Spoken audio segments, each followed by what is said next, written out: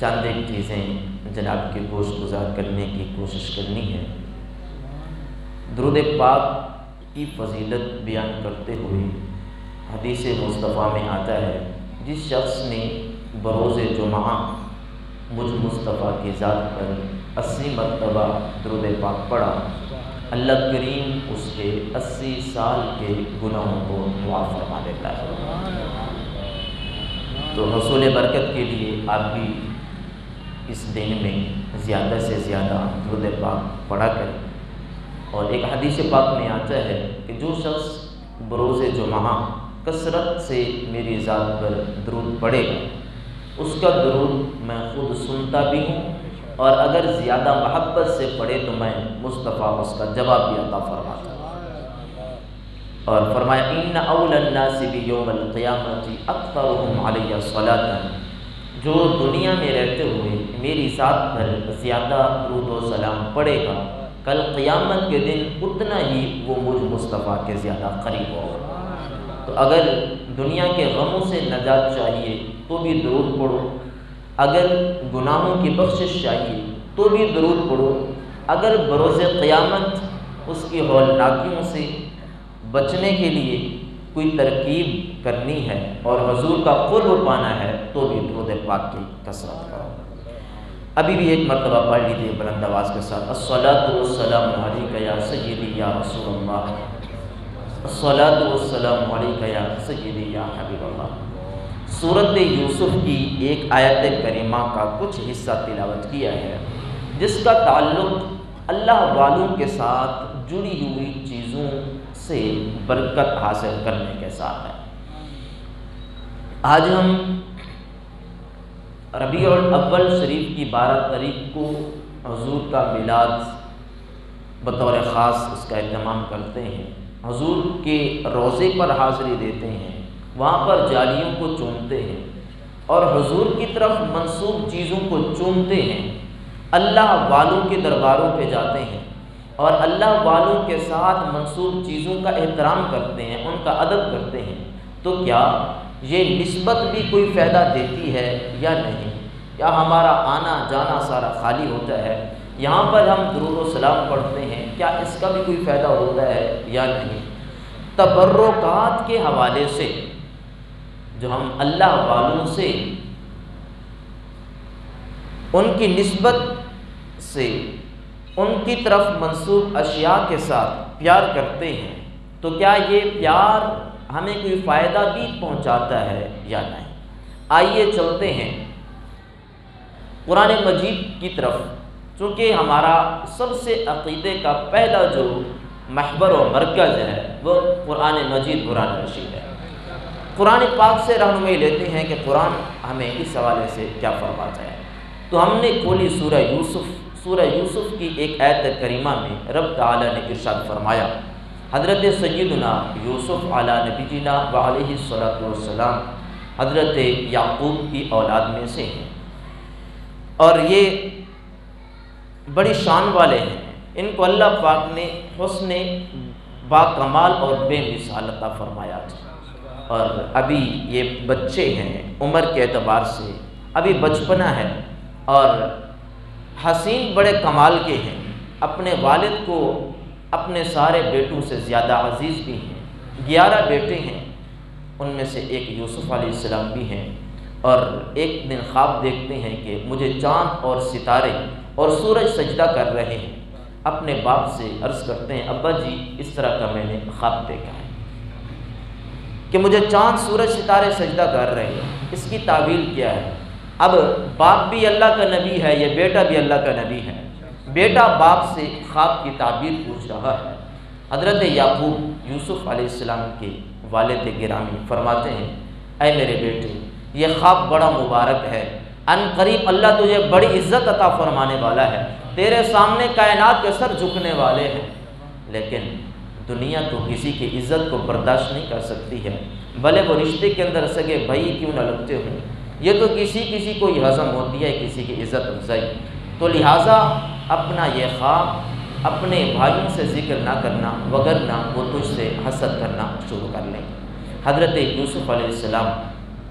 سے ان کے والد پیار کرنے لگے زیادہ، لیکن یہ پیار بھی دوسرے بھائیوں کو گوارا نہ ہوا۔ بالآخر ایک ترکیب سوجی، یوسف علیہ السلام کو پکڑتے ہیں، اندھے کنویں میں جا کے پھینک دیتے ہیں، ان کی قمیص اتار کے والد صاحب کے پاس لے آتے ہیں۔ میرے بیٹوں کو کہاں کیا؟ ابا جی وہ تو ہم بکریاں چرانے گئے اور ہم اپنے کام کاج میں مشغول ہو گئے۔ یوسف بکریوں کے ساتھ تھا اور بھیڑیا آیا اور ان کو معاذ اللہ چیر پھاڑ کے ان کا کام تمام کر دیا۔ یہ دیکھیں لو نہان قمیص بھی ان کی ہمارے پاس ہے، حالانکہ وہ اس قمیص کو جھوٹ کا خون لگا کے آئے تھے اور افطرا باندھا تھا اور غلط سی بات اپنے والد سے کرنے لگے، لیکن جس کو خدا رکھے اسے کون چکھے۔ انہوں نے حضرت یوسف علیہ السلام کو جب کنویں میں ڈالا اور واپسی پہ اپنے والد کو یہ سارا ماجرا سنایا تو حضرت یعقوب کہنے لگے میں سمجھ گیا ہوں تمہاری چال بازیوں کو، اور فرمایا تم جھوٹ موٹ کا خون لگا کے آئے ہو، میں ساری امیدیں اللہ کی ذات کے ساتھ وابستہ رکھتا ہوں اور مجھے یقین کامل ہے میرا رب مجھے میرا یوسف ملا دے گا۔ وقت گزرتا رہا، ایک قافلہ اس کنویں کے قریب سے گزرتا ہے، پانی لینے کے لیے ڈول اندر ڈالتا ہے، پانی نکالتا ہے تو ساتھ پانی کے ساتھ بچہ بھی آ جاتا ہے، چہرے کی طرف نظر جاتی ہے تو چاند بھر کا چہرہ ہے، باتیں کرتا ہے تو پھول جھڑتے ہیں، چلتا ہے تو مور کی یاد آتی ہے۔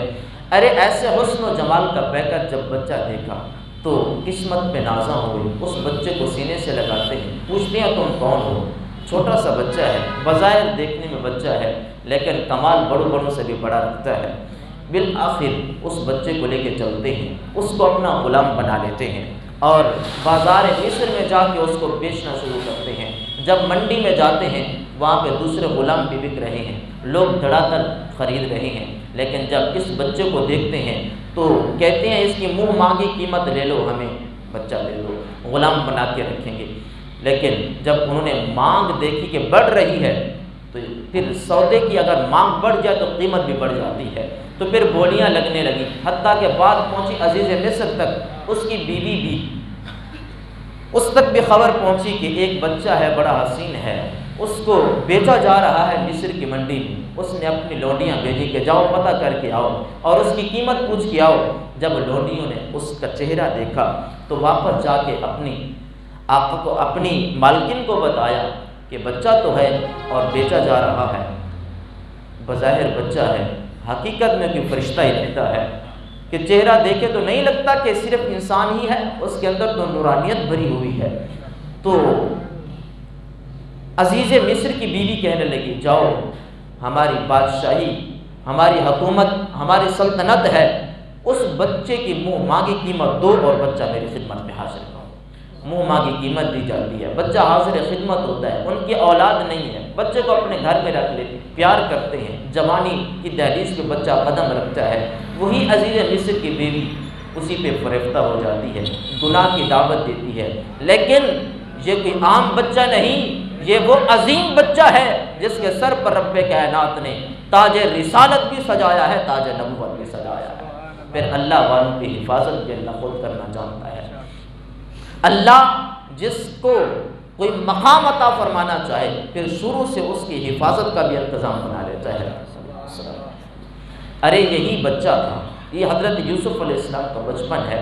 مورخین لکھتے ہیں کہ 7 سال کی عمر ہے جب ان کو کنویں میں ڈالا گیا، ادھر سے بھائیوں نے کنویں میں اس بچے کو ڈالا، کنویں میں جانے لگا، ادھر سے رب کائنات نے حضرت جبریل امین علیہ السلام کو فرمایا اے جبریل جاؤ، مجھے معلوم ہے کہ اس بچے کو کنویں میں ڈال دیا گیا ہے، لیکن تم نے اس بچے کو پانی تک نہیں پہنچنے دینا، اس سے پہلے اپنے پروں پر اٹھا لینا ہے۔ حفاظت کی جاتی ہے۔ بچہ بازار مصر میں بکتا ہوا اور دربار مصر کے عظیم الشان عالی شان محل کے اندر پہنچ جاتا ہے، عزیز مصر کی بیوی کے پاس پہنچتا ہے، پروان چڑھ رہا ہے، جوانی کی دہلیز پہ قدم رکھتا ہے، عورت گناہ کی طرف دعوت دیتی ہے، لیکن کہتے ہیں انی اخاف اللہ، میرے دل کے اندر میرے رب کا ڈر اور خوف موجود ہے، لہذا سارے کائنات کے حسن اگر مل کے مجھے گناہ کی دعوت دینا شروع کر دیں تو فرمایا میں اپنے آپ کو قید کی مصیبتوں میں تو رکھ سکتا ہوں لیکن گناہ کی طرف ہرگز نہیں بڑھ سکتا۔ بالآخر وہ عورت ہی ہے جب دیکھا کہ کوئی بس نہیں چل رہا ہے اور ہے بھی میرا زر خرید غلام، اس کو قید کر دیتی ہے، بند کر دیتی ہے، مقفل کر دیتی ہے۔ 7 کمروں کے اندر وہ بچہ بند ہے، ایک 4 دیواری ہے، اس کے ساتھ اور 4 دیواری ہے، اس کے ساتھ ایک اور 4 دیواری ہے، ہر 4 دیواری کا دروازہ ہے، ہر دروازے پر ایک کنڈی ہے، ہر کنڈی پر تالا لگواتی ہے، 7 تالوں میں بند، 7 دروازوں میں بند، 7 گھروں میں بند، 7 4 دیواریوں میں بند یہ بچہ ہے۔ اب عزیز مصر کی بیوی ہے اور یہی نوجوان ہے بس، اور گناہ کی دعوت پیش کرتی ہے، حیت لک، اے بچے، اے جوان، اے خوبرو، دیکھ حسن تیرے سامنے ہے، آج راج کر لے۔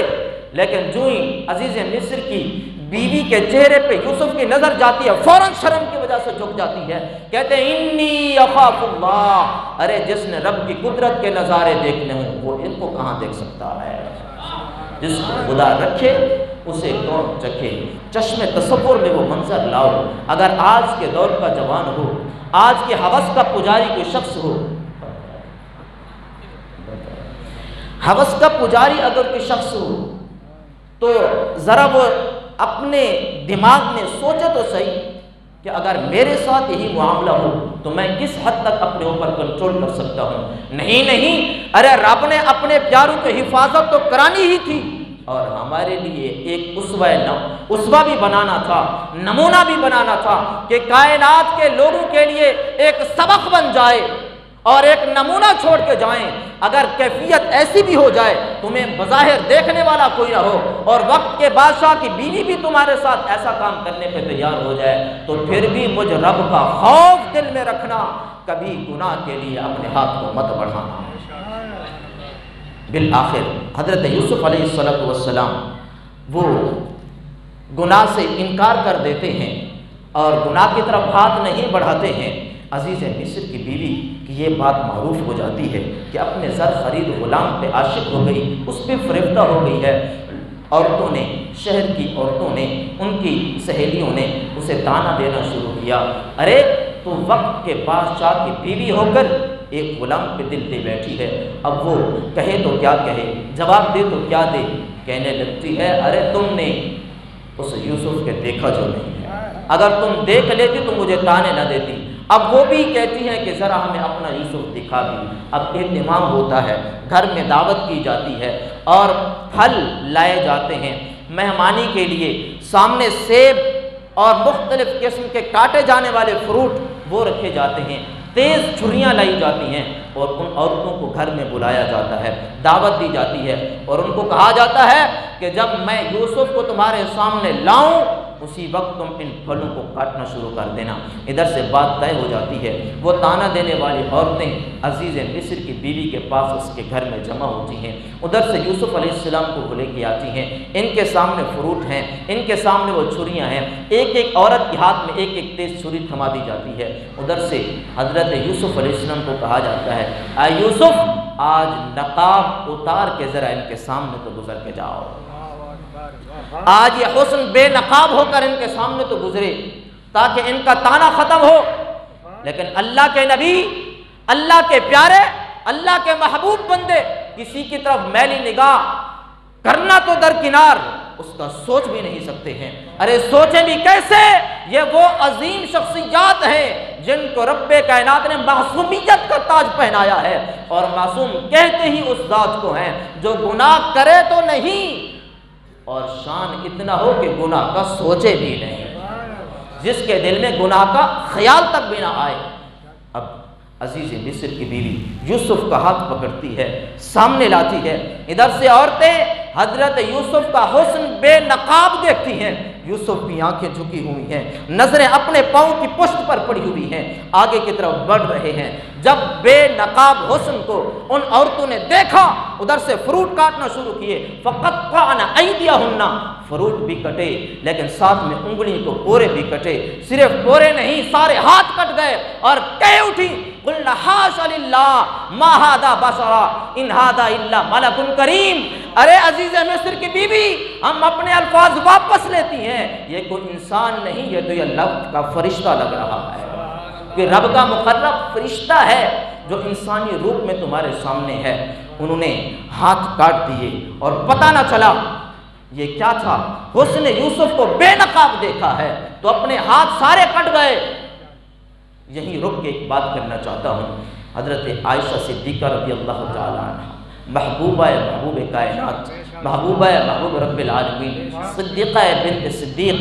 حضرت سیدہ طیبہ ام المؤمنین عائشہ صدیقہ رضی اللہ تعالی عنہ، ہم سب مومنوں کی پیاری امی جان، ان سے کسی نے پوچھا، اے امی جان، اے عائشہ، تم آخر الزمان پیغمبر کی زوجہ محترمہ ہو، حضور کی پیاری بیوی ہو، ذرا یہ تو بتاؤ کہ یوسف کو رب نے بڑا حسن دیا تھا، ان کے حسن کو اگر عورتوں نے دیکھا تو بے قابو ہو کر انہوں نے اپنے ہاتھ کاٹ لیے، لیکن حضور کے بارے میں تو کوئی ایسی روایت نہیں ملتی ہے کہ حضور کے حسن کو دیکھ کے کسی نے اپنے ہاتھ کاٹے ہوں۔ تو آپ فرمانے لگیں، ارے تم یہ کہتے ہو اور تم یہ عورتیں ہو تو یہ پوچھتی ہو کہ نبی پاک علیہ السلام کہ حسن کو دیکھ کر کسی نے ہاتھ نہیں کاٹے؟ نہیں، فرمایا رب کائنات نے 70,000 پردوں میں اپنے محبوب کے اصلی حسن کو چھپا کے رکھا ہے، تم محبوب کے حسن کی بات کرتی ہو۔ اگر محبوب کے سچے غلاموں کو بھی کسی نے دیکھا ہے تو اپنے دل بھی حضور کی بارگاہ میں پیش کرتے ہیں، ہاتھ نہیں کٹے، وہ تو اپنے دل لے کر حضور کی بارگاہ میں پیش کرتے ہیں، اور یہ شان ہے میرے آقا کی۔ تو چلتے ہیں حضرت یوسف علیہ السلام کی طرف۔ عورتوں کے ہاتھ کٹ گئے، پھر جب بات نہ بنی تو یہی زلیخا پھر حضرت یوسف کو دعوت گناہ پیش کرتی ہے، آپ پھر انکار کرتے ہیں، آپ دروازے کی طرف بھاگتے ہیں، دروازے مقفل ہیں، بند ہیں، لیکن اللہ وحدہ لا شریک کی ذات کا چونکہ خوف ہے، اللہ کی بارگاہ میں عرض کرتے ہیں، اے باری تعالیٰ تیرے خوف کی وجہ سے اور دین کی سر بلندی کی وجہ سے اور تیری نافرمانی سے بچنے کی وجہ سے آج میں عزیز مصر کی بیوی کی گناہ کی دعوت کو ٹھکرا رہا ہوں، میرے لیے نکلنے کے راستے بھی بنا دے۔ پھر رب کا قرآن کہتا ہے، من یتق اللہ یجعل لہ مخرجا، جو کتنا ہی مشکل وقت کے اندر ہو، اگر حقیقت میں مجھے رب سے ڈرنے والا ہو تو پھر میں اس مشکل سے نکلنے کے راستے بھی خود بنا دیتا ہوں۔ ارے ہماری نیتیں تو ٹھیک ہونی چاہیے، ہمارے اعمال کے زاویہ تو ٹھیک ہونے چاہیے، رب اس سے برائی سے بچنے کے راستے خود ہی بنا دیتا ہے۔ حضرت یوسف علیہ السلام دروازے کی طرف بھاگتے ہیں، جو دروازہ بند ہے، کنڈی لگی ہے، تالا لگا ہے، اور صرف ایک نہیں 7 دروازے ہیں، 7 بند ہیں، 7 مقفل ہیں، لیکن جب یوسف دوڑتے ہیں دروازے کی طرف تو کیا دیکھتے ہیں؟ تالا بھی کھل گیا، کنڈی بھی کھل گئی، دروازہ بھی کھل گیا، آپ باہر کی طرف بھاگے، ادھر سے عزیز مصر خود اندر آیا، کیا دیکھتا ہے کہ اس کی بیوی بھاگ رہی ہے اپنے غلام کے پیچھے، پوچھتا ہے کہ اے میری بیوی خیر تو تجھے کیا ہوا؟ تو اب بہتان درازیاں شروع کر دیتی ہے،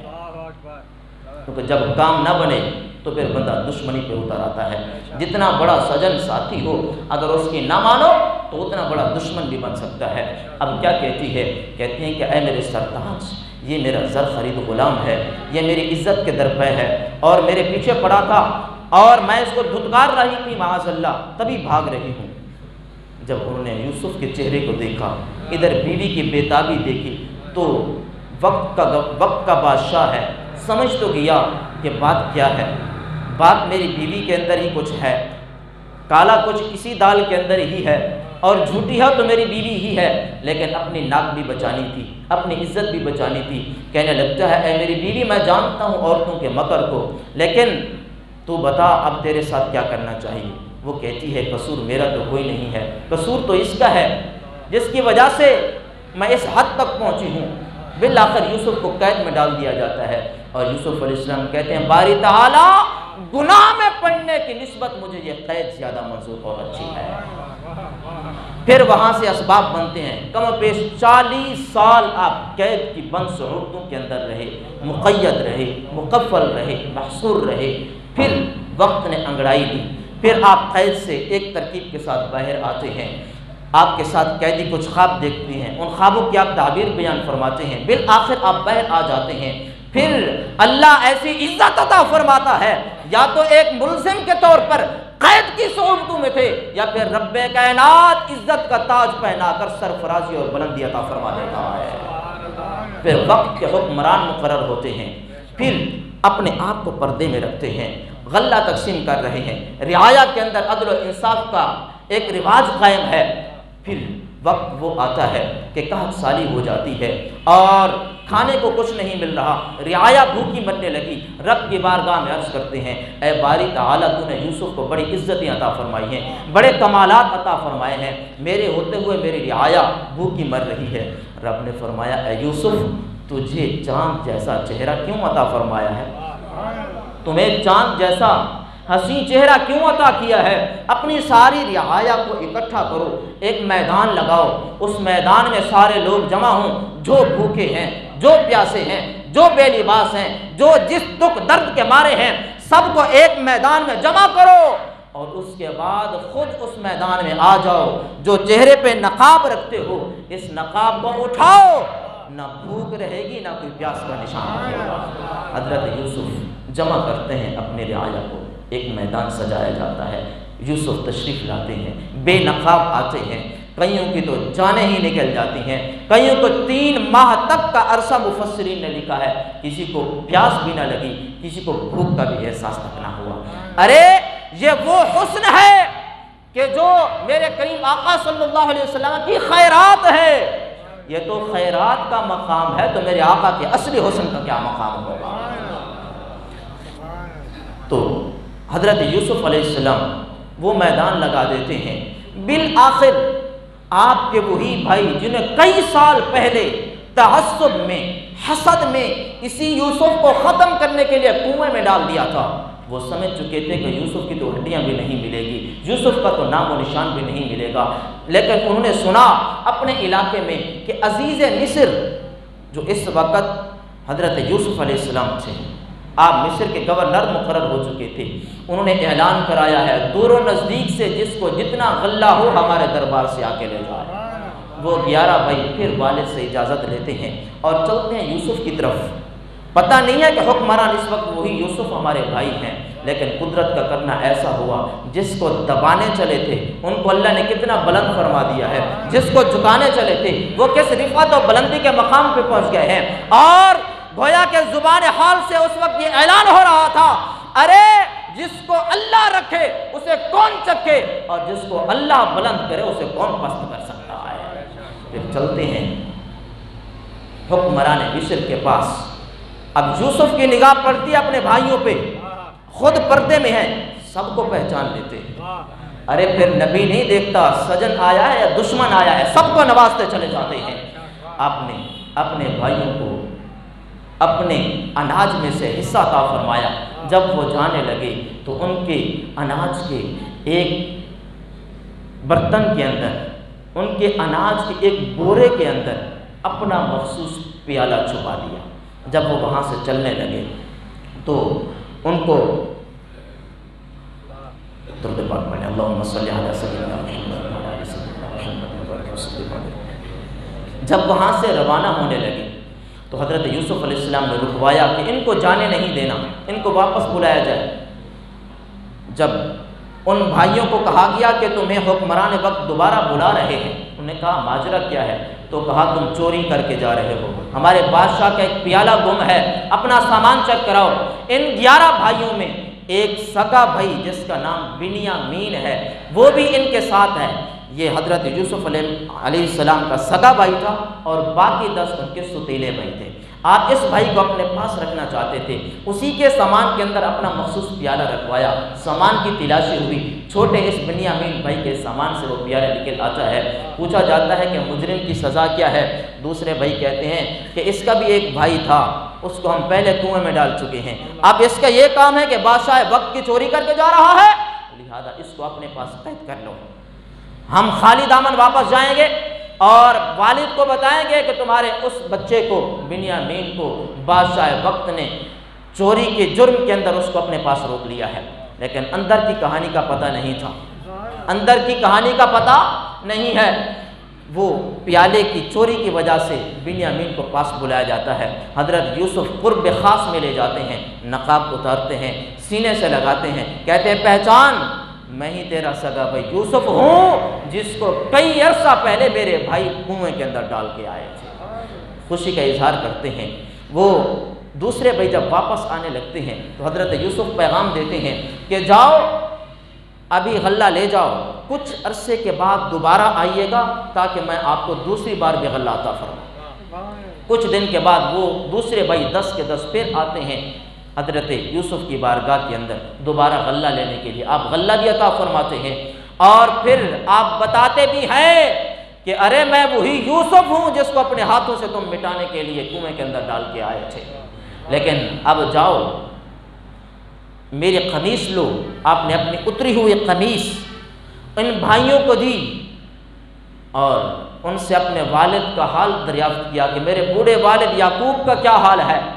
وہ کہنے لگے یعقوب تو تمہاری محبت میں رو رو کر آنکھیں سفید کر بیٹھے ہیں اور ہر وقت یوسف یوسف کا نام الاپتے رہتے ہیں۔ ارے جس کا پیارا نکھر جاتا ہے،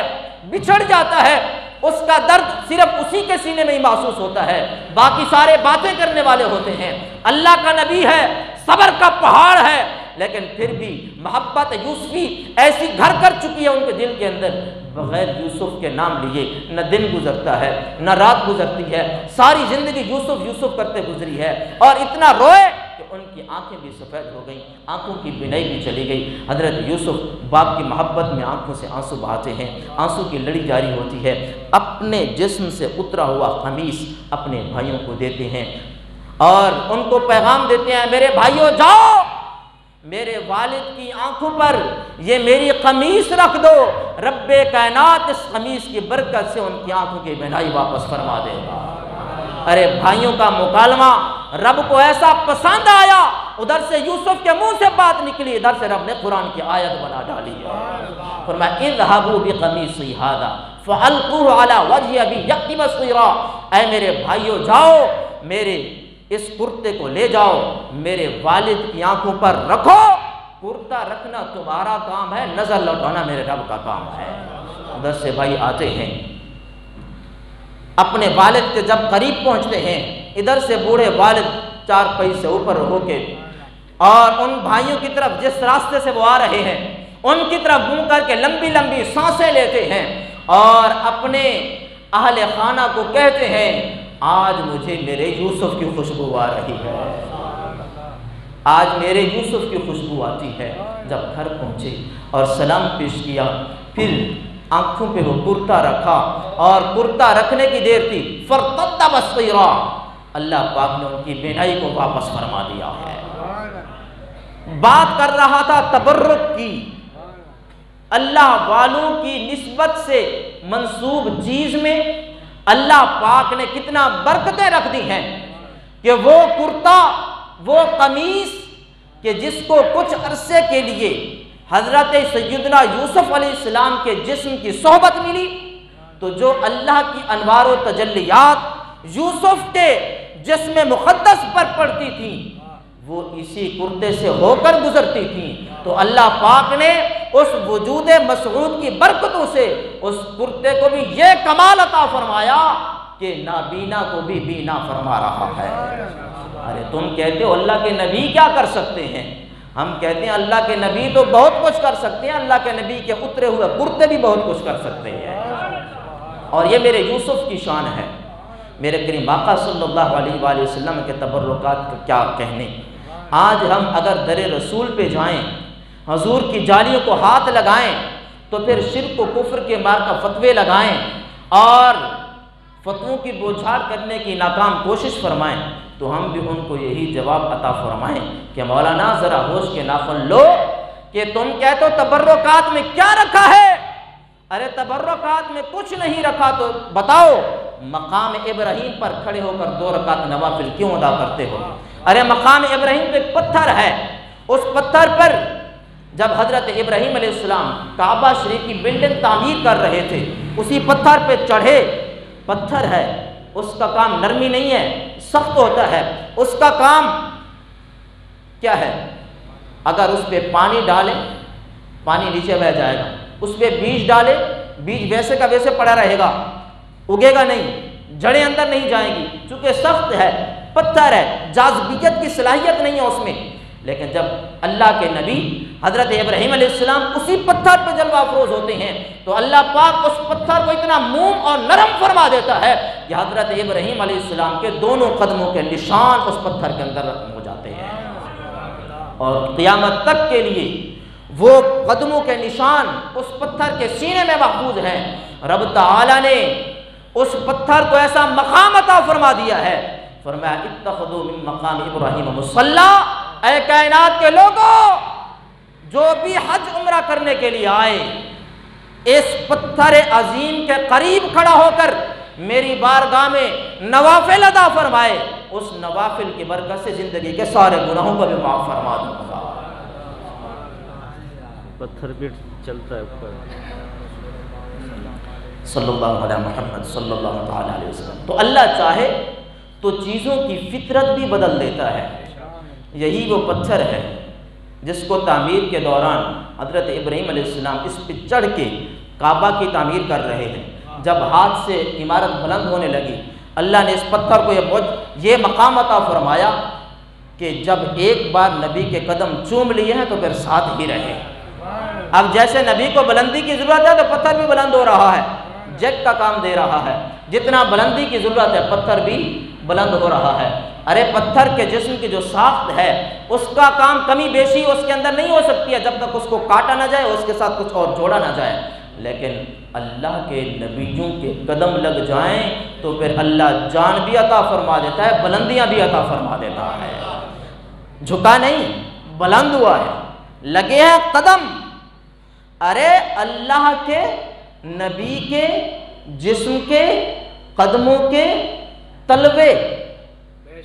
سمجھ رہے ہیں بات کو؟ جسم مبارک کا سب سے آخری حصہ قدموں کے تلوے اگر پتھر پہ لگ جائیں، اللہ اس کو ایسا پاکیزہ بنا دے، اس کے قریب کھڑے ہو کر نماز ادا کرے، اللہ قبول فرمائے، اس نماز کی برکت سے اللہ گناہوں کو معاف فرما دے۔ جہاں اللہ کے نبی خود آرام فرما رہے ہیں وہاں پر اگر درود و سلام پڑھیں تو کیسا مقام ہوگا؟ اللہ کرے تو آپ سمجھ جائیں۔ تو منسوب چیزوں سے برکت حاصل کرنا انبیاء کا طریقہ، قرآن کا فرمان، قرآن کا حکم اور اہل سنت کا عقیدہ ہے۔ حضور کی بارگاہ میں ایک صحابی حاضر ہوتے ہیں جن کا نام حضرت صائب بن یزید ہے، چھوٹی عمر کے ہیں۔ ان کی ولادت ہوتی ہے جب میرے آقا ہجرت کر کے 2 سال گزار چکے تھے۔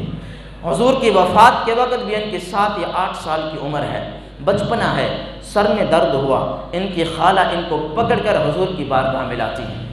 اس حدیث پاک کو لکھا ہے امام ترمذی نے، اور باب خاتم النبوہ کی حدیث نمبر 16 میں ذکر کیا اس کو، اور کہتے ہیں کہ حضور کی بارگاہ میں مجھے میری خالہ لے کے گئیں اور عرض کرتی ہیں یا رسول اللہ ان ابن اختی وجع، یا رسول اللہ میرے اس بچے کے سر میں درد ہے، آپ علاج فرمائیے۔ اب بتائیں میرے آقا MBBS کا کورس کیے ہوئے تھے، ڈاکٹریٹ کا کورس کیے ہوئے تھے، آپ پروفیسر تھے، کسی اسکول کالج کی ڈگری حاصل تھی؟ نہیں، بظاہر کسی مدرسے، کسی اسکول کالج یونیورسٹی میں نہیں پڑھے، ہاں اگر پڑھے ہیں تو اس ذات سے پڑھے ہیں، الرحمن علم القرآن، جو ساری کائنات کا خالق بھی ہے، ساری کائنات کا مالک بھی ہے۔ فرمایا میں نے اپنے محبوب کو کسی کے سامنے جھکنے نہیں دیا۔ شاگرد جتنا بلند مقام پہ پہنچ جائے استاد کے مرتبے کو نہیں پہنچ سکتا۔ اگر میرا رب حضور کو کسی کا شاگرد بناتا تو اس استاد کی قیمت حضور سے بڑھ جاتی، اور رب کو گوارا نہیں تھا میرے محبوب سے کسی کی زیادہ شان ہو، اور میں پڑھاؤں گا تو میں رب خود ہی آپ کو پڑھاؤں گا۔